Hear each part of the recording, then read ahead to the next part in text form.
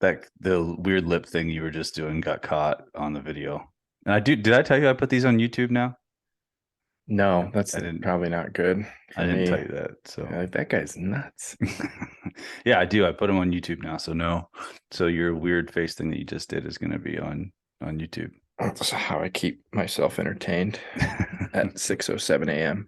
Yeah, it's PST. it's early morning for Jordan right now. We had to get this one in early because uh Jordan's a sucker and has a real job, so he's got to go do that. It's Such an idiot. God.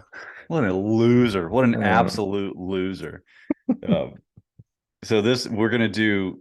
Yesterday, I posted on Instagram asking all the followers that we have for questions, things that they want to know about training, and we have a handful of responses that we're going to go through, and that is going to be the focus of this podcast today.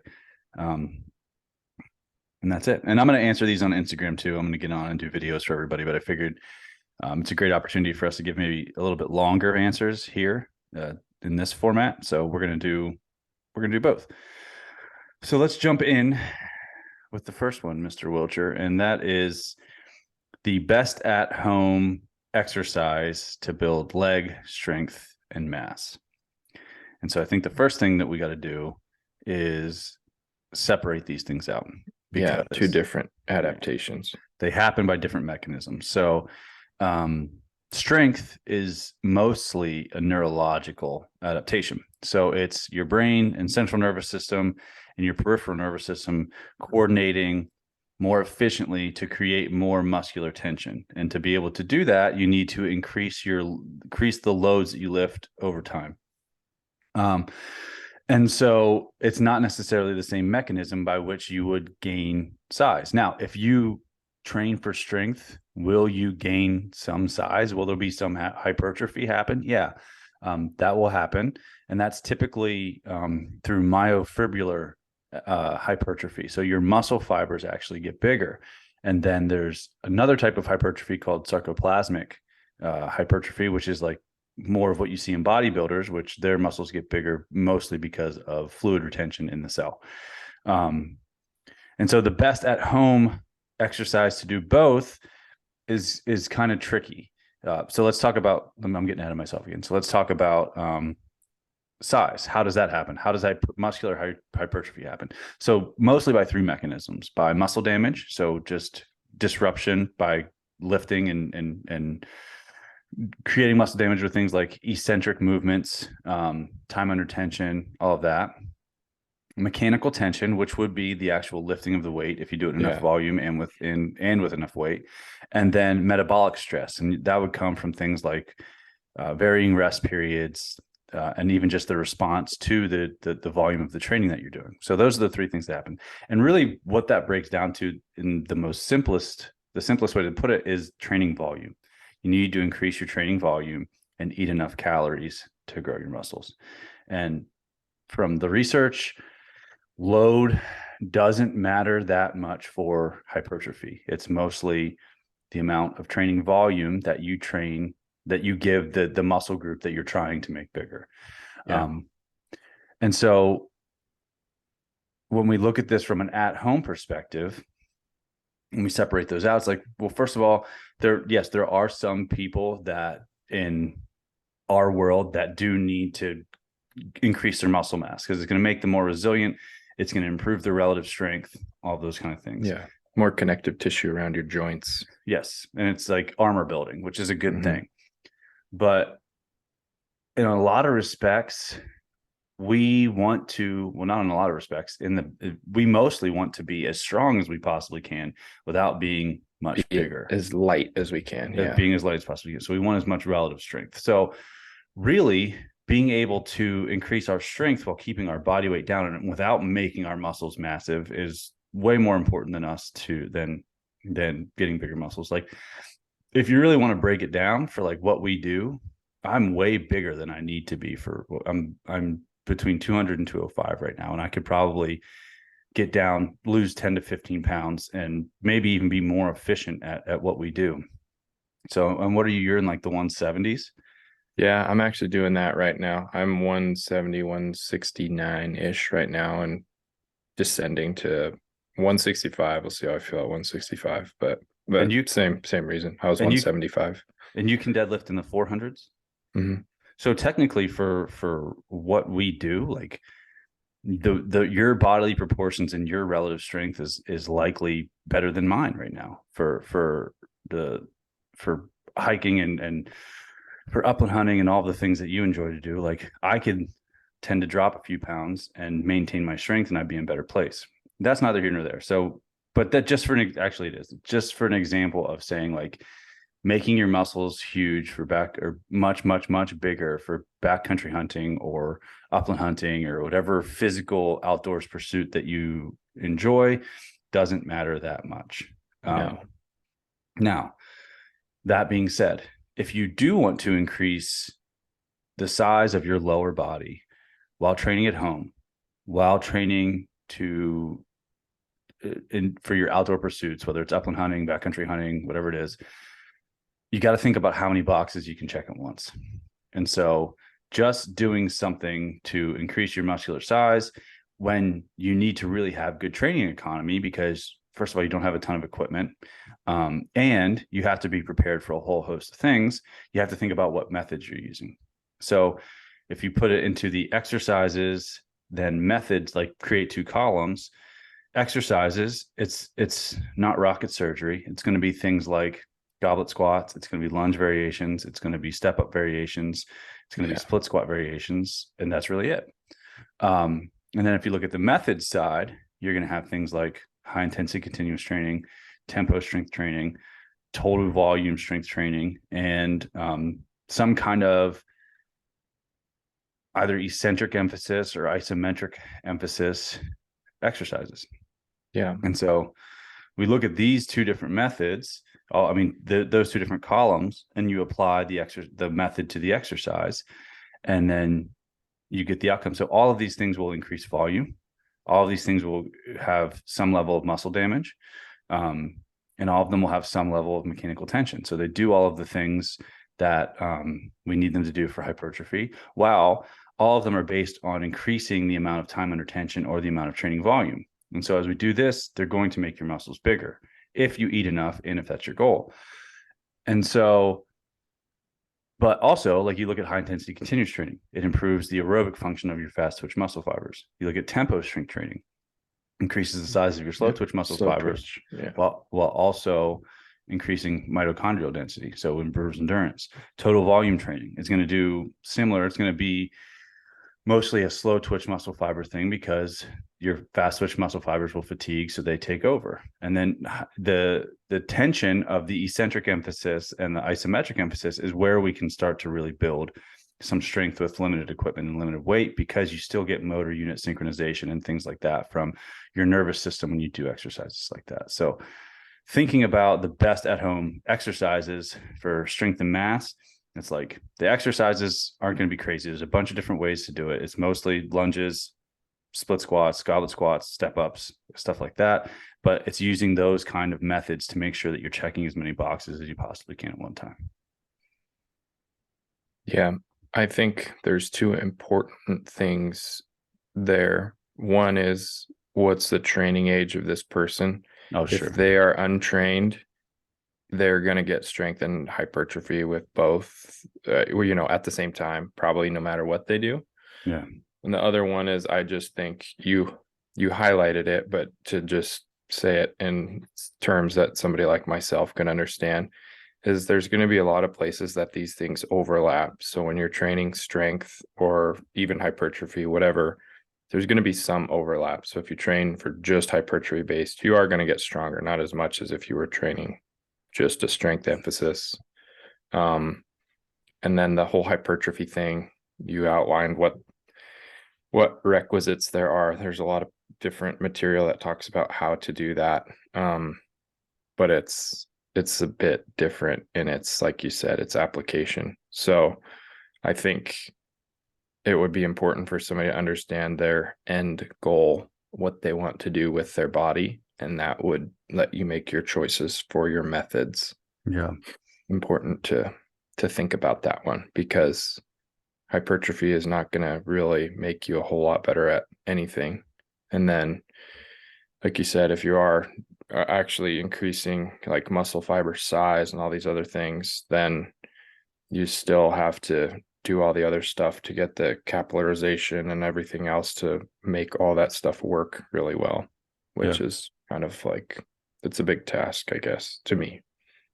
Those are really good points, especially your comment about thinking of your body as a tool.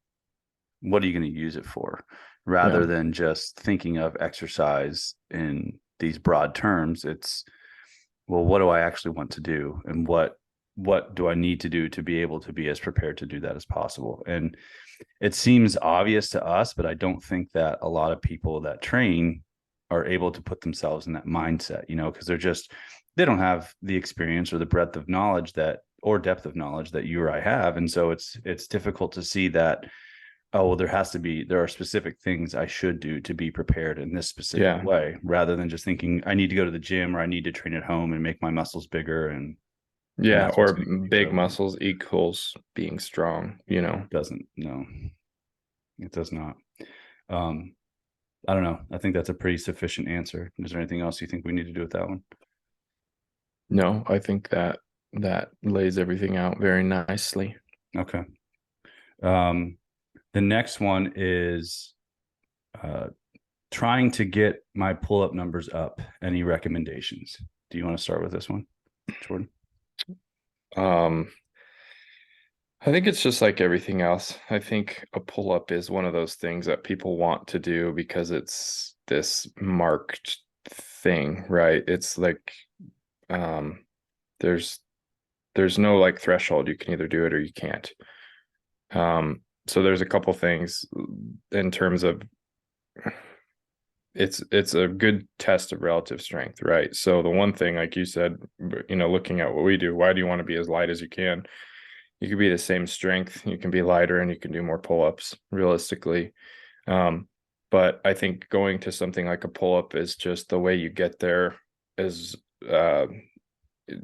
what we talked about last time is your scaling exercise. So you're doing a lot of pulling scaled movements to build that strength, and you get that strength to a point where you can have enough to do a pull-up. And then I think there's a bit of a technical aspect to doing a pull-up as well, in terms of your body tension, where you put your feet and that sort of thing.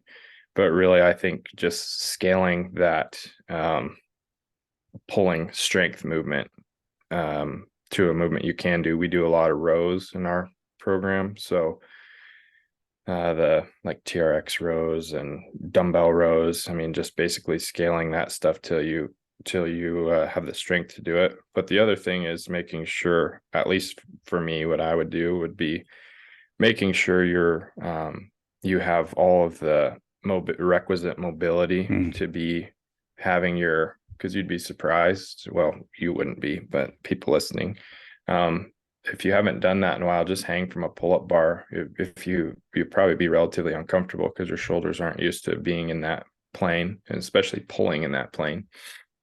So I would do mobility. I would make sure I can get my shoulders comfortable to where they're pulling from that place. And if they weren't, like I said, you scale. So the way you scale that is, like we said, with something like a row. And I really like rows because you can scale them pretty much infinitely from where if you're using the rings, from where you're, standing. And as you walk your feet in underneath the handles, that row gets harder and harder and harder. And you can even do rows to where you're coming from, mimicking a pull-up position too, where you're seated on the ground. The more of an angle you're at, the easier it is until you get directly under the rows, or under the rings. So it's a pretty easy progression. I think it's just going to take time, but I don't know what you think's what do you think people need to do? Well, no, I think all of that's correct. One of the things you said about, requisite, I'll start my answer with the mobility and range of motion and access to joint range of motion part of the equation. I used to train with this guy, over a decade ago now. And he just worked out at the gym that we worked out at, our powerlifting gym. And every time he would try to do pull-ups, the only thing that would blow up or that he would feel tension in was his forearms. Yeah. And he couldn't feel like he was pulling with his back. He couldn't feel like he was really even using his biceps that much because he didn't have the range of motion, the requisite ability at his thoracic spine or at his shoulders to be able to access his lats and even his biceps to pull himself up there. So he would maybe get 1 or 2 pull-ups. He wasn't a weak guy. And his forearms would blow up, and that was it, because he just didn't have access to the things he needed to have access to be able to pull up efficiently. And so, like you said, I think that's one of the first things that you got to address is, do you have the range of motion, the requisite mobility to get your arms overhead efficiently? And if you are fatiguing out by feeling more stress in your arms very fast than in your back, you're probably on that path, and that's probably something that you have going on. So that would be something to check in with. Another thing is, like you mentioned, body composition. It's a relative strength test.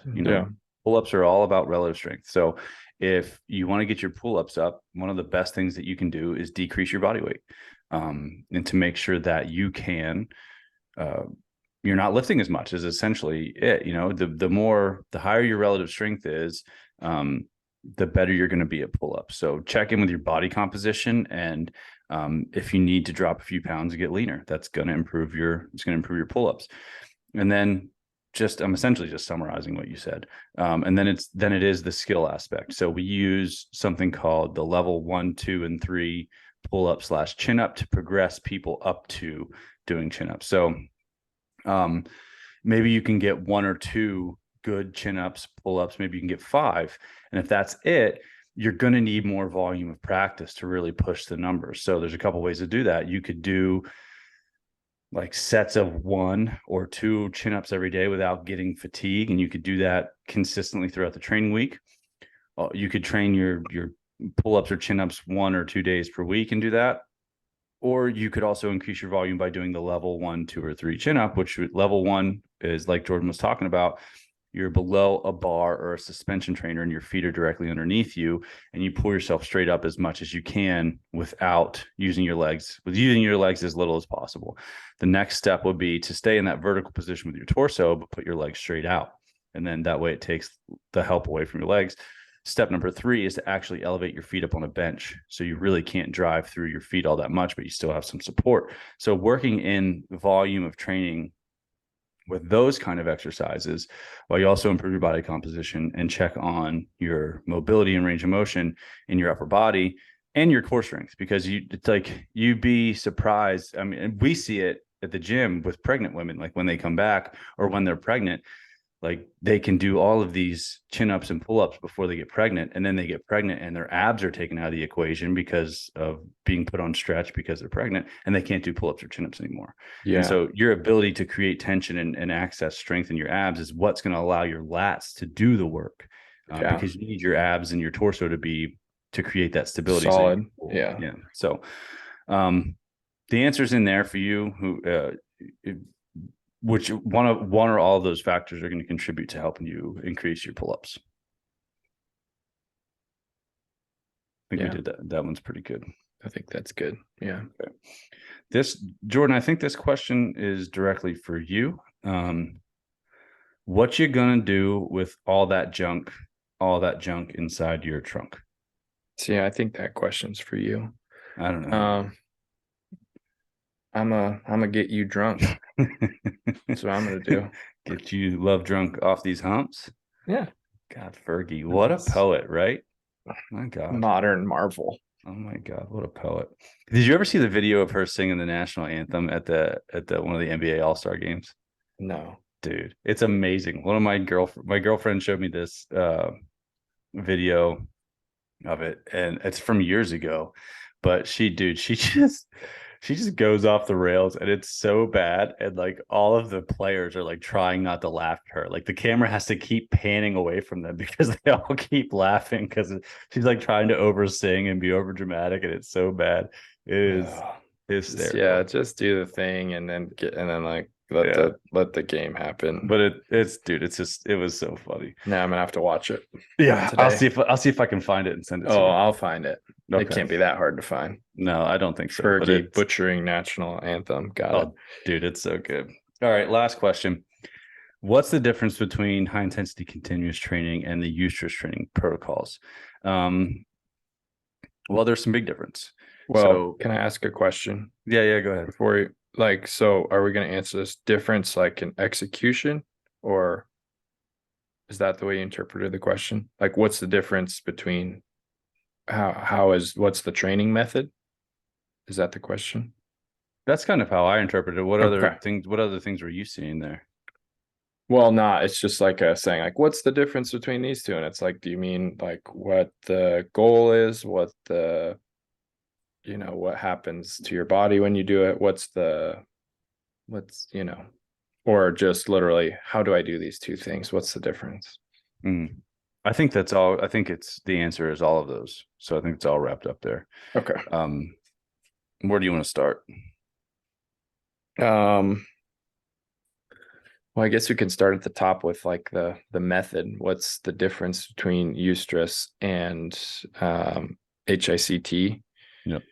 So, I mean, the first thing is, to me, at least when I do this, the main thing of these is the managing your own intensity. It's like the way you approach the workout. Okay. For me, so Eustress, you're using a load and generally a big movement. So for us, we use the deadlift a fair bit, and we do some other things, but we use the deadlift for an example. And you're doing these relatively heavy, but you're trying to use as little tension as you can, and you're trying to keep your heart rate low essentially and stay calm and have repeated effort. So HICT falls under the same umbrella of repeated effort, but HICT is actually, we're striving for a much more intense, we're kind of the opposite way. We want to be above a certain ceiling, not below it with HICT. And it is about continued effort. But for HICT, we're going to fall. There's a lot of ways to skin the cat, I guess, with time in terms of Eustress training. But with HICT, we're more sticking to the 1 to 2 reps every 5 to 15 seconds, depending on the reps. And we're repeating that over and over again and sticking kind of within that time window. Most often one rep every 5 seconds or 2 reps every 10 seconds, somewhere in there. And it's pretty heavy, and your heart rate is generally in the zone 3, or like the kind of aerobic power place in Morpheus. So you're charging pretty hard through those. Whereas Eustress, you are doing a repeated effort, and you are trying to really keep a lid on everything, but still with a relatively heavy load. So it's the intent is, and then for Eustress, once we get to, because if you're deadlifting 365, say 40 times, if you're doing it just to see how quickly you can do it, and your heart rate goes above a certain threshold, you have to wait till it gets below a specified threshold, and then you go again, and you're trying to say complete these 40 reps as quick as you can, with keeping your heart rate under sort of that same ceiling that we use as the entry point for HICT, I guess, is the way I look at it. Okay. So I don't know. Does that make sense? Yeah. I think I'll just add in details based on that. So one of the biggest, so both methods are used to train strength endurance, so that you have access to your strength for a longer period of time and over repeated efforts. So they both do that. High intensity continuous training specifically targets the aerobic abilities of your fast twitch muscles. So you have access to your fast twitch muscles over time.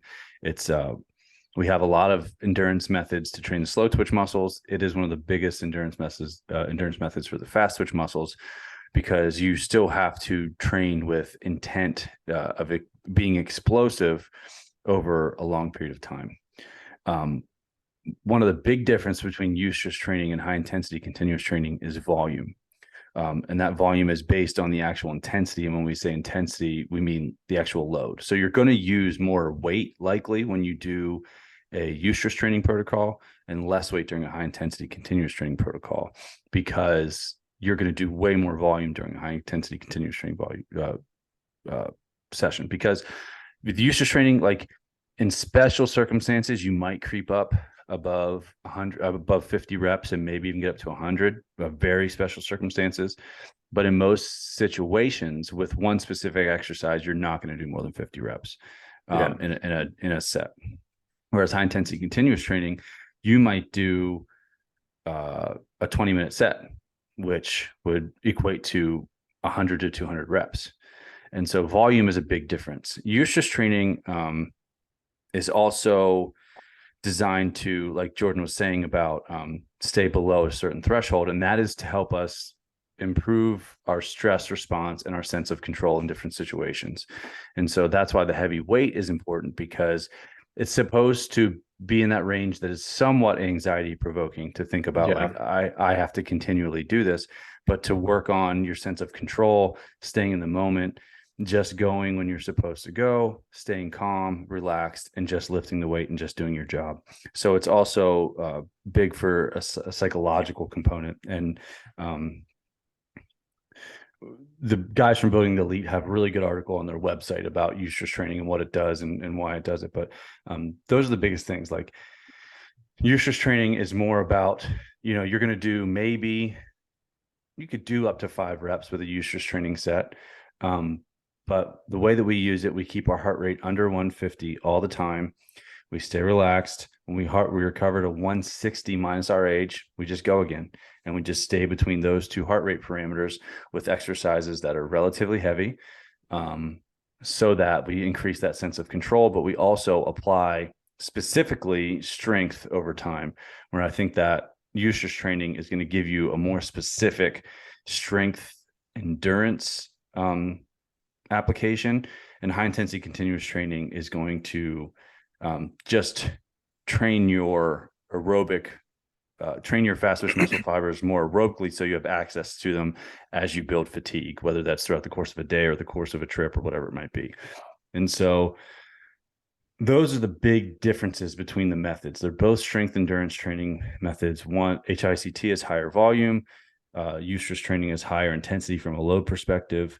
But they're both great. I mean, honestly, I think that high intensity continuous training is great for stress management too, because you could sit there and focus on this entire 20-minute set and like stress out that you have to do this. You're in one place for 20 minutes, or if you look at the reps, like you can't look at the reps and be like, okay, I'm on number 1 of, no, you have to shrink it down and focus on the rep that you're doing. And that is all that matters. You just do the rep that you're supposed to do. And that's the only thing that matters. And it really helps to work on the mental skill of segmenting, Yeah. And I think both of them do that. And I think when you were talking, it makes, obviously, Eustress, like you said, volume's different, but obviously by nature of how we move them, the load is different. So Eustress, we want the load to challenge that threshold, right? It has to challenge that threshold of having your heart rate in a certain place, being like we use 150. And then with HICT, the load has to be low enough that you can remain explosive, like very explosive, like jumping explosive, is the way I think of it anyway. So if you start to move a little slow or something, it's like drop the weight and remain explosive the entire time, which is a daunting task sometimes. Yeah. But they're both useful. We use them right now. We're doing both methods in the last training phase. We're doing it in this training phase. We'll do them both in the next training phase as well. And they're really good during capacity building phase, like strength capacity and aerobic capacity endurance phases and training blocks. And so we'll use them both now. We'll take a break from them during the next training block, and then they'll come back in the summer during like our peak training. I was going to say they'll come back with a vengeance in the summer. Yeah, it's a little spicier. It's a little hot on the body. Yeah, but yeah, those are the differences. Those are all the questions, Jordan. I'm just gonna throw this out there. Is there anything else on top of your mind you want to talk about, man? I don't know why I went to a southern accent. I think that's because I was in Tennessee all last week. Man. Man, come on, man. I think those are all good questions, minus the junk in the trunk one, because everybody knows what I'm going to do with the junk in my trunk. So that's like a given. Do they though? I don't know that I'm totally clear on it. I'm an inquiring mind. I would like to know. I would like an essay. 500 words or more. You know what I was thinking? We talk a lot about, and it's hard to not talk in generalities when we're talking about stuff like this, because it's hard to be very specific, I guess. But when people are asking, like, what's the difference between this? What's the difference between this? Have we ever talked about, like, for right now, what does a week of the training we're doing right now look like? I don't know that we've said it on the podcast. I don't think we have. I might have put a post on Instagram, but I don't think we've talked about it on the podcast. We can definitely do that right now. Well, I mean, we've already talked about kind of the two main strength things that we're doing, why we do them. Mm-hmm. And so I feel like that's a good segue into saying this time of year, we're building general capacity. So we're using those modalities. And then in terms of what we're doing in between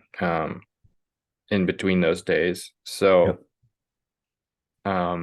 you're the mastermind behind this.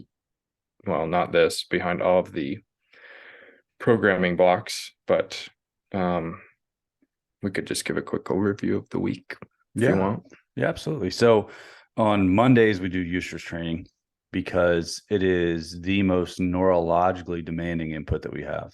And so why does that matter? Well, if you build a bunch of metabolic stress throughout the week, you don't have as much access to your neurological abilities. Like, so muscle fatigue, muscle recovery, all of these things come into play, and you just can't generate as much force. You can't create as much tension. And so we do the most neurologically demanding training at the beginning of the week. So that's first. And then we think about it kind of, right now we think about it in waves. It's not always this way, but so then we go to a less intense version of training.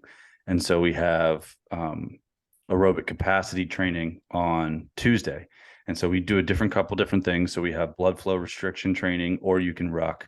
And so blood flow restriction training is based on the premise that we're trying to increase cardiac output as much as possible. So you do a cyclical movement, and then you do some other kinds of exercises that are going to make your blood pool. Then all of that venous return happens, and your heart rate has to deal with that. So it's like being able to deal with venous return and then shuffle it back out through the body. And so that's important for maximal cardiac output. And so, which is huge for aerobic capacity. So we're training that right now. And then rucking is just a skill that we need to maintain. We don't need a ton of it right now, but we do need to maintain the skill. And so that's in the program for two different options. You can either do that on Tuesday, or you can do it on Thursday, or during the weekends. I guess 3 different options. And so 1 to 2 of those days is good for most of our people right now, but we just want to maintain the skill. Wednesdays right now is total volume strength training. And so this week we all have to do 100 reps. So we build up from 50 to 75 to 100. It's so much harder than it looks on paper. It sucks. It's a lot. It sucks. And honestly, we're doing something similar at the gym right now. And everybody's like, man, I saw 50 reps. And I was like, oh, that's not that bad. Piece of cake. Yeah. And then you start, and then you're like, fudge, Dutch. Yeah. Only I didn't say fudge. And so that is to accentuate the muscular endurance that we're doing. So it's all about building capacity. And then in the next training block, we'll intensify our strength work. And so that's on Wednesdays. So we kind of have that peak, valley, peak. So there's more metabolic stress in the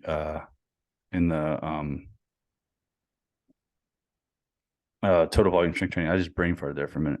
So we separate that from the Eustress training. Yeah, with an aerobic day. Right. And then Thursday, we have another aerobic day. Again, we're working on building capacity. So we're giving ourselves a lot of input for aerobic capacity training. So doing more of that. And then, Eustress training, it's not necessarily a specific aerobic capacity input, but the way that we manage our heart rate, it will build aerobic capacity. It's not going to be as much for cardiac output because the tension of weightlifting limits venous return, but because of the thoracic pressure. So all of that thoracic pressure sometimes limits the amount of the ability of your left ventricle to expand and deal with the venous return. So it doesn't necessarily. Oh, sorry. No, go ahead. That and you learn how to down regulate if you're doing it right. If you're really trying hard to get your heart rate under, a certain place, like you really learn to down regulate. And I feel like when we look at people's data, their recovery starts to get good, not just because they get more fit, but they get good at starting to down regulate. Switch.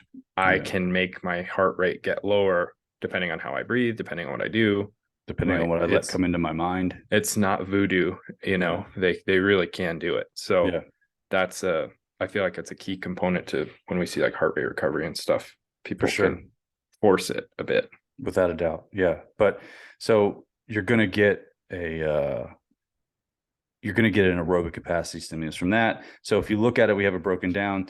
You essentially have 4 to 5 chances per week to build aerobic capacity. So then on Friday, we have high intensity continuous training. And, for some people, depending on their fitness and the exercises that they choose, they might stay in the aerobic capacity heart rate range the whole time. They're likely going to creep up, especially like this week, this phase, we have deadlifts as one of the options. Your heart rate's probably going to get pretty high during that and stay in like the 150s to 160s or build up to that during the set. At least mine does. And then, so we do that at the end of the week, both because high intensity continuous training, while it seems stressful, is a pretty good driver of recovery. You could technically argue that we could flip-flop high intensity continuous training and the total volume strength training. You could argue that we could flip-flop that, but it works the way that we're doing it. It doesn't, as far as we're not masking our most neurological input by giving it a bunch of metabolic stress. So it still works the way that we're doing it. And then on the weekend, it's like go out and hike or rock or do some kind of aerobic capacity training that you enjoy, or, get into the gym again for another aerobic capacity training. So we have a lot of training volume spread out across these sessions, so that we can intensify that and make all of the capacity that we've built during these 3 months, build the power of all of those systems during the following 3 months, so that now we have a really, really good base of fitness and we can get specific during the summer. And so that way, when we all start hunting in, some people as early as July, August, and September, all we have to do is really maintain what we've done and go hunt. Did I answer your question? Did I get it all? Yeah, no, I was just thinking of that when we were, those questions specifically, and figured we could talk about what kind of a week looks like for us right now, since we're doing those 2 modalities that somebody asked about. I'm glad you did that. That was good. So some things coming up on the horizon. We have Jordan has wrote the first phase and is working on a really great at-home training program. So for you folks that want to train with like the essentialist equipment at home, minimalist equipment, we're releasing opening registration for that soon. So there's going to be 3 different ways that you can do it. You can work one-on-one with a coach. We're going to have a group version of it. So like Backcountry Ready at Home, where it's like semi-personalized. And then you're going to have the option to just sign up for the programming. So you're going to have 3 different options on how to do it. Jordan took what we do for people that have access to the gym, modified it for how you can do it at home if you want to train at home or have to train at home, to get the most out of your training in your minimalist home gym. So that's coming down the pipe. That'll be out soon. And we released a few weeks ago our minimalist equipment at home guide, so that you have the shit that you need to be able to train as well as you possibly can at home. And so I'll put the link to download that for free in the show notes. And we still have our like flagship free book, 5 biggest backcountry training mistakes and how to avoid them. And you can download that for free at the link in our show notes too. Jordan, is there anything else you want to talk about? No. You still never. I do expect your essay on the junk in your trunk by the end of business on Friday, end of business Eastern time. I will get on that, but right now I'm struggling a little because my self-esteem is kind of low. My child has been making fun of me because I don't have a vehicle, so have that go for me. Wait, what? When are you getting a new vehicle? Next week. What did you get? What did you buy? What are you gonna buy? I'm getting a Tacoma, a little smaller truck. Why'd you get rid of the big one? I worked on that thing way too much. I hear you. And I had an opportunity to sell it, an opportunity to buy a Tacoma that was about the same year for a good price. So good for you. I'm being hazed in the interim by a 5-year-old. I like your kid. Yeah. Last night she said, "You're like a 5-year-old without a car." Like, what? Your daddy's got to take you to work. Taking pop shots at my dad. Yeah, that's fantastic. I like that. Yeah. So after I recover from that, I'll get on that essay. Yeah, do something to build yourself back up. Yeah. So, all right. Well, thanks for listening, everybody. Jordan, I'll see you later. Adios, muchacho.